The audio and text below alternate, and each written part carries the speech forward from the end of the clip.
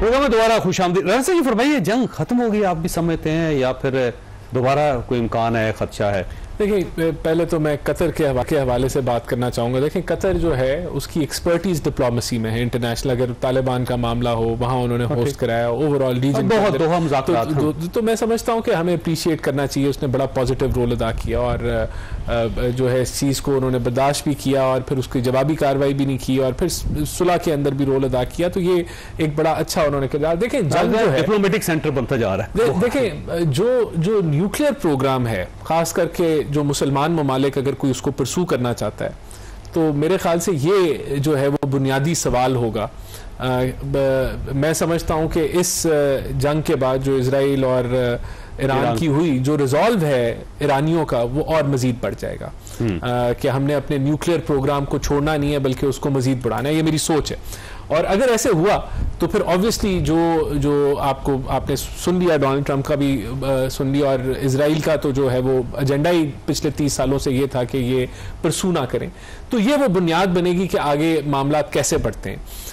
अभी के लिए, फौरी तौर के लिए मैं समझता हूँ कि ये चीज़ ठहर गई है और मैं मजीद कोई इसके अंदर कोई चीज़ें नहीं देखता। लेकिन इजराइल को प्रिडिक्ट करना कि इजराइल जिस तरह अब ये दुनिया, देखें असल में मसला क्या है। आज का सबसे बड़ा मसला ये है कि जो इंटरनेशनल कवानीन है, जो यूनाइटेड नेशंस का चार्टर है, जो ये सारे जो एक कह लें कि एक सिग्नेटरी है सारे उसकी वक़्त कोई नहीं रहेगी। हाँ, वो तो ये तो देखे ना, उज़्वे मुअत्तल कहते हैं उसको। वैसे बिल्कुल, रूस है तो यूक्रेन पे चढ़ उड़ा, बाकी दुनिया ने सैंक्शंस लगाई लेकिन उन सैंक्शंस की पासदारी किसी ने नहीं की और यूएन खामोश रही। अगर आप देखें जो गाजा के साथ हुआ, यूएन खामोश, यूएन ने बातें की, करार पास की, तो उन बातों का नतीजा तो कोई नहीं है ना। अगर हम कंडेम करी जाएं और फिर उस पर दुनिया एक्शन ना ले तो उसका क्या जो है वो। और हर साल पूरी दुनिया के मुल्क फंड देते हैं, उससे यूएन चलती है, बिल्कुल, नतीजा कोई नहीं। और अब देखें इंडिया ने जो हरकत की, एक बहाना बना के एक झूठ की बुनियाद पे हमें हमला किया, और अब फिर ये जो इजराइल,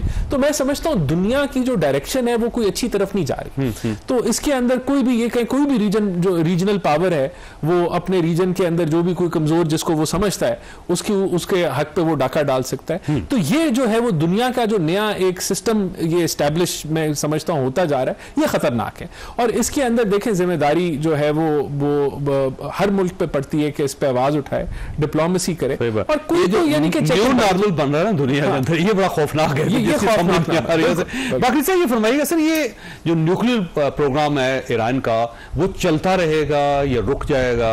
क्योंकि अब जाहिर है उसकी कीमत बड़ी अदा की है ईरान ने, इतनी बड़ी जंग मुसल्लत हुई उसके बाद। अब अगर वो उसको रोल बैक करता है तो उसके कुछ नतायज हैं, और अगर रोल बैक नहीं करता तो फिर इस टाइप की और जंग उनके ऊपर मुसल्लत हो सकती है। मेरा अपना ख्याल भी है और ये कंसेंसस भी इसको तयीद करते हैं। ईरानी अवाम इस अटैक से पहले तकरीबन 40% इस फेवर में थे कि हम न्यूक्लियर बॉम्ब बनाएं। ठीक। अब 75% to 80% कहते हैं हमें बनाना चाहिए। ठीक है। मुझे लगता है कि ईरानी गवर्नमेंट एनपीटी से निकलेगी और उसके बाद जब एनपीटी से निकलेगी, आईएईए के साथ भी तमाम करारदादें खत्म होगी और उसके बाद ये न्यूक्लियर बॉम्ब की तरफ जाएंगे।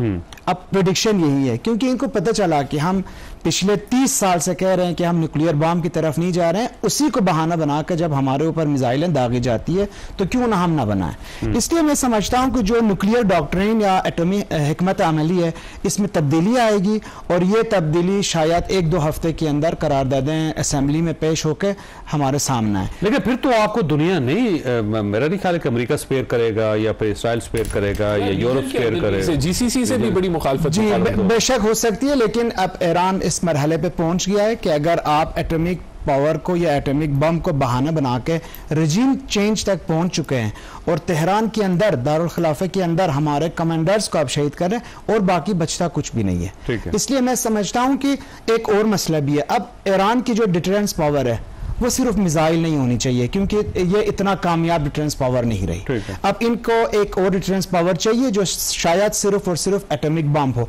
ये ईरान की इंटरनल सर्कल से आ रही है कि हमें इस तरफ जाना चाहिए। अच्छा, ठीक है, मैंने ब्रेक लेनी है।